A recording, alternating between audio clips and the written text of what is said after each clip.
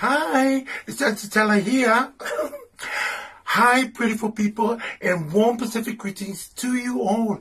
You're probably wondering why I've lost my voice, but I've been screaming with such excitement because I'm a part of this amazing digital concert.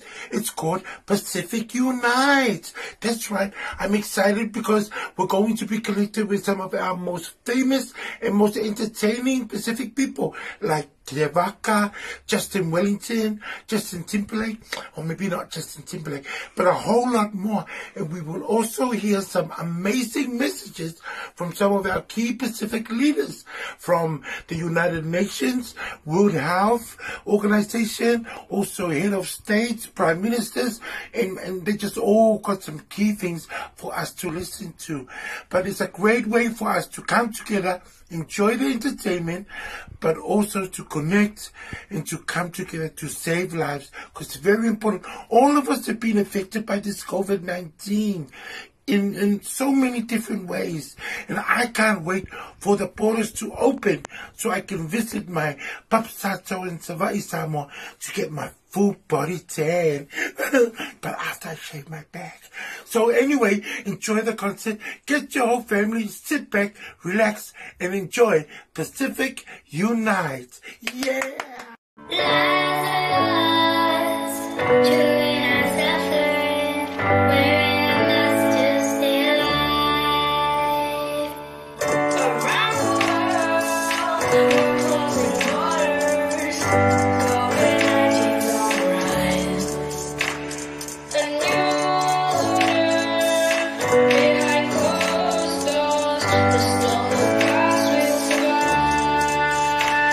Most people will go along with it. It might take a generation, it might take two, but you will get there to that New World Order goal that they've had in mind. It just takes a bit of time to just a little bit at a time. But they're going all in, all at once, which is going to wake a lot of people up. I have seen that.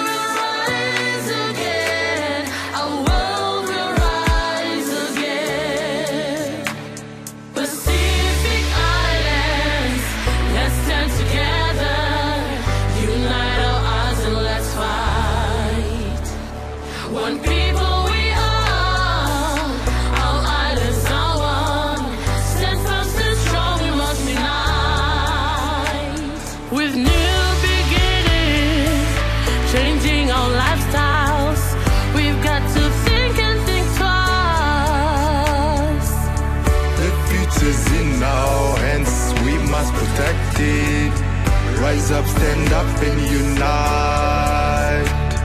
Around the world, we're closing borders. COVID-19 on the rise. A new world order behind closed doors. The storm will pass, we will survive.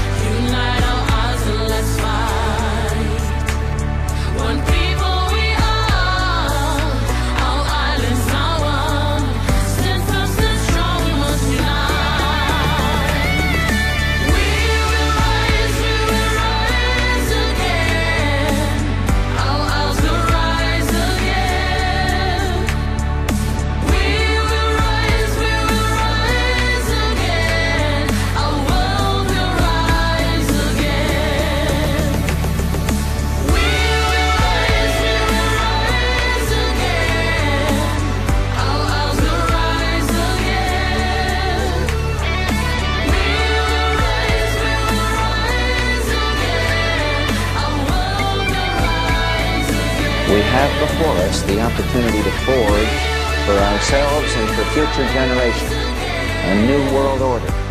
A world where the rule of law, not the law of the jungle, governs the conduct of nations.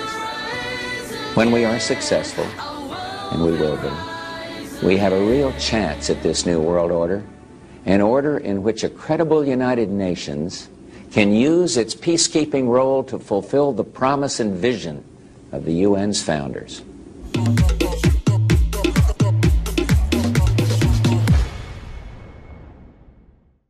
Your Excellencies, ladies and gentlemen, I was most touched to have been asked to speak to you as you gather for this very special concert, and I did just want to pay tribute to the United Nations for bringing us all together in this way.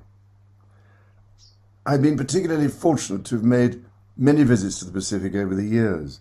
My first Fiji 50 years ago this year, to represent the all your region, and like I said before, some of the Pacific in and although in 9 months past, the natural time world changed enormously. This dreadful pandemic comes at a time when, as I know only too well, the Pacific region is already facing the accelerating and terrifying impacts of climate change. And many islands have had to deal with the appallingly devastating effects of severe weather events such as Cyclone Harold. These challenges that you and so many other people around the world now face have at last begun to push not only climate adaptation, but also the increasingly urgent need to tackle the root causes of global warming and climate change towards the top of the international agenda. And this will be at the forefront of issues for the 26th United Nations Climate Change Conference, COP26, in November 2021 in Glasgow, where I look forward to joining world leaders as they strive to increase both the level of ambition and the acceleration of solutions at scale. All around the world, as we learn to live with and recover from the pandemic, we have the opportunity to reset and build back better to a more sustainable, resilient, and inclusive future for the generations that will follow.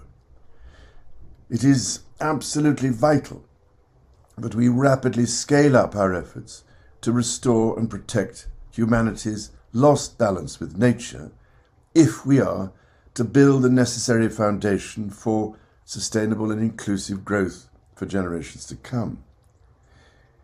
While seeking to raise the global ambition for net zero from 2050 to 2035, my Sustainable Markets Initiative and the Great Reset are looking urgently to put people and planet at the heart of global value creation.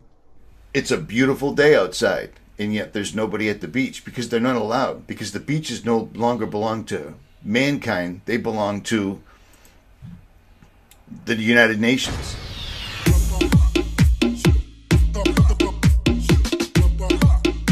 Malo Lily. Brothers and sisters of the Pacific. Whakalofalahiatu, kia ora.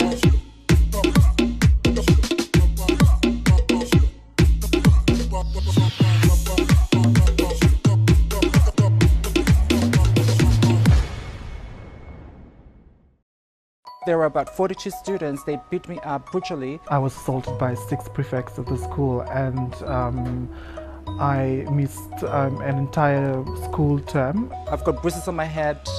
I've got slashed down in my genital area. That was one of the worst experiences of my life growing up as a transgender individual in my school. I knew that I was being but I keep myself because of please. Across the world, people suffer from violence and discrimination because of who they love and for whom they are. I am 19 and she is speaking in my love. Self-esteem is very high. My family keep trying to push me to be a person that I want to be. Too many Pacific Islanders who are lesbian, gay, bisexual, transgender, and intersex are exposed to discrimination and violence. In 8 Pacific countries, relations between people of the same sex are even still criminalized, and yet the unique gender diversities of the African, lady, and others are part of the Pacific's age-old cultural tradition. I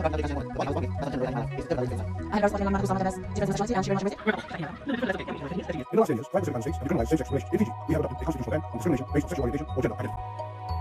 These are important steps forward, but laws alone are not enough. Rise with me and stand against homophobia, transphobia, and biphobia. Together we can build the Pacific that is free and equal.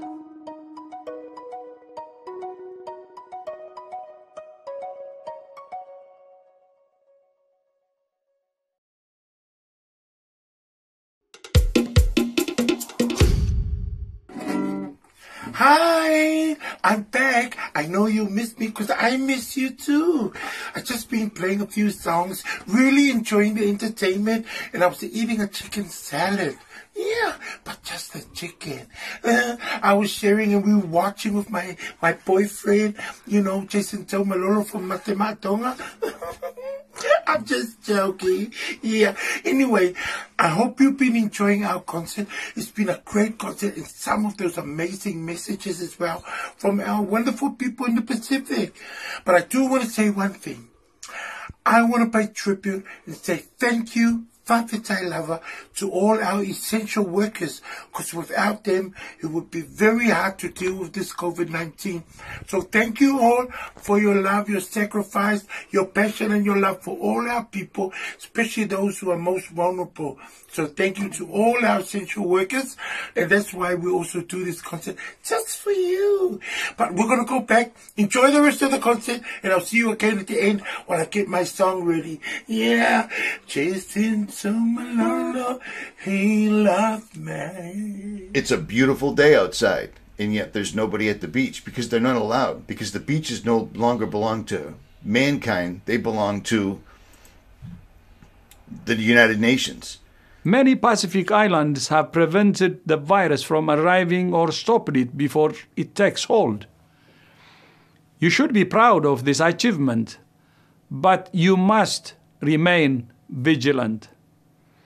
As we work to find a safe and effective vaccine, we must unite to keep ourselves and each other safe. My brother, Dr. Takeshi Kasai, your regional director, will tell you how. Thank you, DG. Keeping ourselves and others safe means ensuring the distance, washing hands often, avoid crowded places. They aren't hiding it anymore. They aren't hiding it anymore. You need to wake up and understand. If you take that vaccine, there is no turning back. And sense of the community.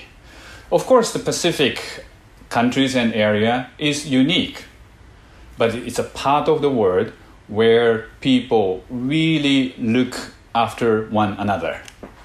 This is your strength, and it has been never more important. Together, we can stay safe and healthier. Thanks for joining and enjoy the concert.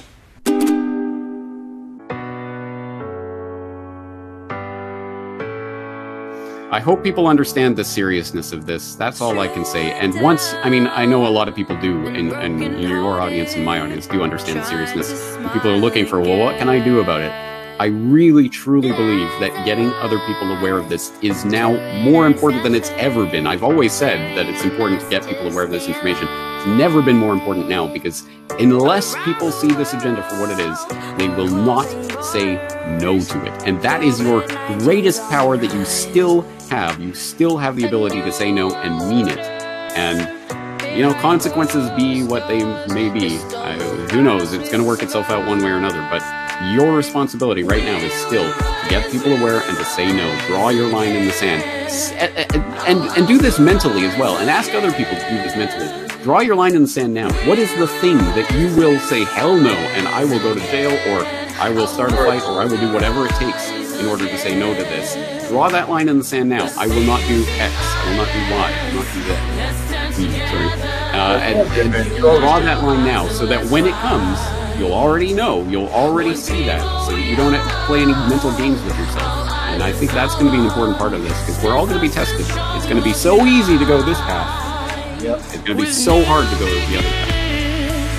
Changing our lifestyles, we've got to think and think twice. The future's in our hands, we must protect it. Rise up, stand up and unite.